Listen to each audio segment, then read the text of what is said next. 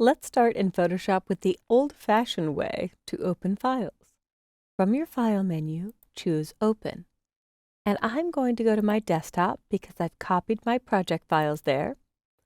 I'll double-click to get inside Project Files and double-click to get into Chapter 1, Introducing Photoshop. Now, inside this folder, there are 4 file formats. JPEG, which stands for Joint Photographics Experts Group. PSD, which stands for Photoshop Document, the native format of Photoshop. PSD files can contain layers, whether it be adjustment layers, type layers, layers of different images. It is the native Photoshop format.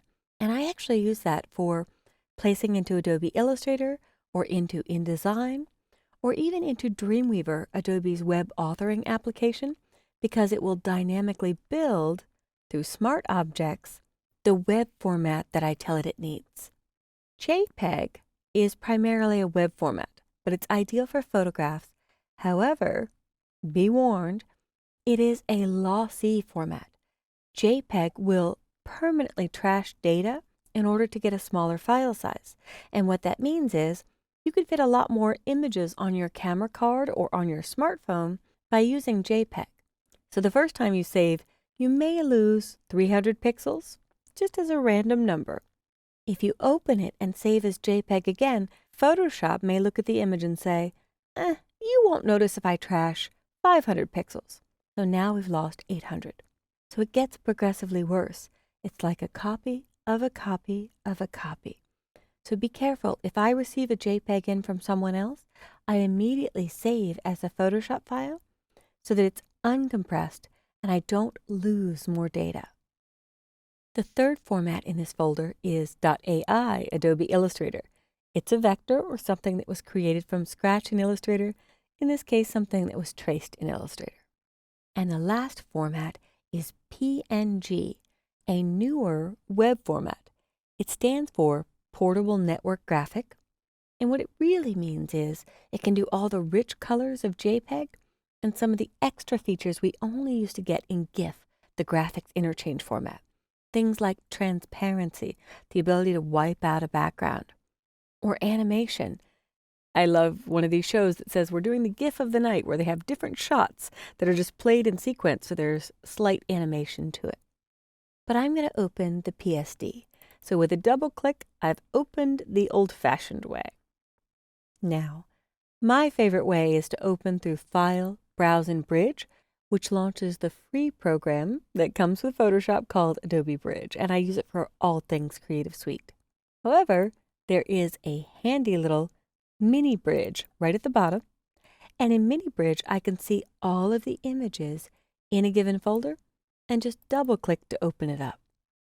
So mini bridge is a faster way if you're not exactly sure which one of the images you're going to work on right now, to get a good picture of what's in the folder instead of opening every one and going, this isn't the image I want. Let's do something destructive to this image. Well, this is a St. Patrick's Day shot, and I'm not joking when I say it was taken by a 4-year-old. My son did take this, and I actually kind of like it, but something destructive would be to take this Photoshop file and do a save as JPEG. The reason it's destructive is because it will trash pixels. The reason I need to do it is I need to email this to someone, and the Photoshop file, uncompressed, is 15 megabytes. A lot of corporate email systems don't allow attachments more than 1 or 2 megabytes, so I need to get this as small as possible in order to email it.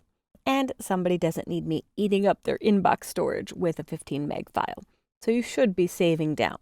But I always preserve my PSD as the original high-resolution, uncompressed version. So when I choose JPEG and hit Save, Photoshop has a way to compress more data, trashing a lot of pixels. Quality of maximum is trashing fewer pixels. So a 5 meg file is still too big. I'll come down. 7 is under a meg. So I usually shoot between 6 and 8 when I'm doing a JPEG, with my goal being to get under 1 megabyte. That way it still looks great for the person receiving it, but it's not too big. So with a quality of 8, I'm going to hit OK. And I will minimize Photoshop. And if I open that Project Files folder and open my Chapter 1 folder, there we have the original image. Now 15.7 was Photoshop's estimate of the file size. Depending on your version of the operating system and Mac or Windows, that number will vary by 1 meg up or down. But my JPEG, I did hit under that magic number of 1 meg, so 986K. If I come back down to Photoshop, I could try another web format, File, Save As, and choose Ping, Portable Network Graphic. And when I hit Save, I noticed something in the last screen that added a little bit extra to the file size, and I'll show you next. But I'm just going to click OK on the defaults, minimize Photoshop, and the file size is 9 megs. I really didn't save a lot. So if I come back to Photoshop for the last time and do a Save As again, what added to the file size was this Embed Color Profile that attempts to keep the color looking better on Facebook or on web browsers or when you print. But if I turn it off and I save as JPEG again, I'll add a little bit to the file name. No, ICC. It's technically called an ICC profile, the International Color Consortium. I'll hit Save. I'll leave it on the same quality, and now I'm reading a number of 978. Let's see the difference. I'll minimize.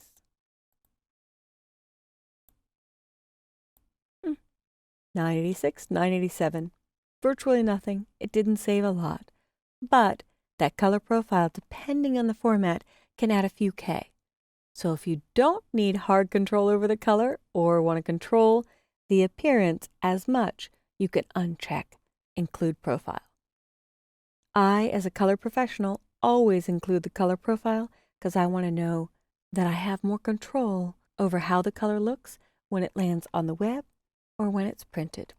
And Facebook does read the color profiles, so you'll see a difference depending on what your color settings are.